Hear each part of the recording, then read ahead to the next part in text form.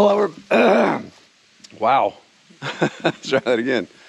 Hello, everybody. Welcome to Red Tool House. Today, we're going to fire up the mill. Beautiful fall day, and we're trying to get some wood milled up before the cold snap hits and all the mud comes. So come with us as we make some sawdust. So if you're thinking, Troy, you kind of sound like Froggy from the Little Rascals. What's going on? Well, it's fall, so I usually have my fall sinus crud. So that's what we're doing. So we'll be talking less and milling more. I know most of you guys are going, woo, yay, Troy talks less. But what we're going to do, I've got this stack of logs that have been here for a while now. In fact, you can see the little fungus growing on the poplar. Even that Virginia pine has some fungus growing on it. So they've been laying there a while because just got tons of other things doing. Obviously, we're building our camp, cabin, all that kind of stuff going on. But I want to get them milled kind of in the order they're lying because it just gives me more room to come through here. But I'm going to mill this pine up first into some thicker, probably 6/4 stuff, 1.5 inch, because I'm going to be doing some form boards. We're going to be doing some concrete work here before we get the real cold weather. And we'll be doing some concrete work up at the retreat and here at the proposed sawmill shed location. Yes, for those of you guys wondering, the last 3 years, I am finally getting started. Well, I say I'm going to get started on building the sawmill shed. I want to get all the concrete work done before it gets too cold. So let's get this guy milled up. And I didn't video it, but I had to realign my wheels and just do some basic maintenance on the mill. I'm due to put some new tires on the wheels, and probably need to do some other maintenance, long-term maintenance there, but we'll hopefully get to that soon.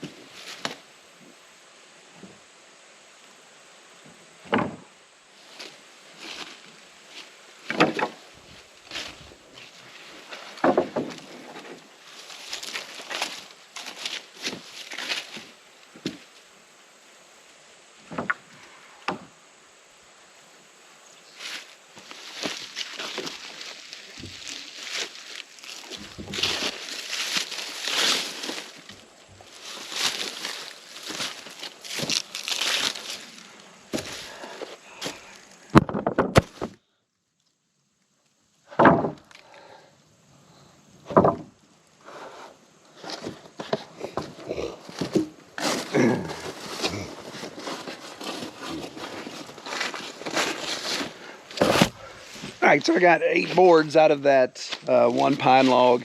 You saw since I was 8 foot wide, went ahead and ripped them down. So we've got roughly 6/4 by 4 inch. And there's 8 of them there. They're 11 feet long.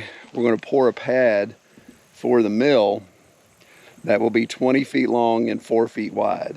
So the mill is exactly 20 feet long, but the supports, the actual stands, the legs they stand on, are down about 17 feet. So I want plenty of concrete, but I don't want to have concrete all around. I don't want to be walking on concrete. I prefer to be walking on the dirt, sawdust, that type of stuff that'll pile up. Because walking on concrete, milling all day, it gets kind of hard. But this will be plenty for those form boards, and I may even have to run them back depending on when I get the concrete poured. If these would happen to bow a little bit, I could even put them back on the mill and cut them to make sure I get a really, really nice flat edge to screed my concrete against to form. Stupid wasps build a nest in the base of the sawmill, so every time I'd run it, they'd come scurrying out of there. So I was surprised I didn't get hit, but so far so good. I think I'm going to load another log on, got a poplar next in line, and see what we can mill up there.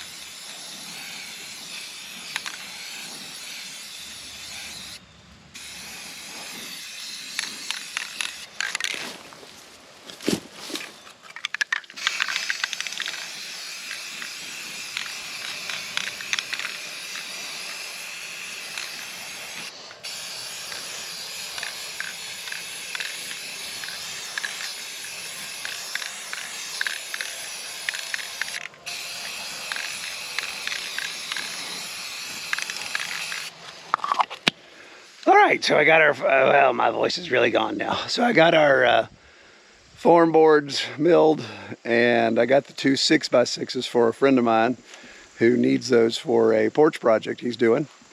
And go ahead and sprayed the end of them with some rattle can red, just to slow down the moisture extraction so you don't get all that end checking. You want the moisture to come out the sides, not the ends. Put a bunch of weight on it so hopefully it doesn't move too much, and then we'll get it drying and get it sent over to him. Well, I appreciate everybody watching. I'm going to go whisper in a lot of places. Take care.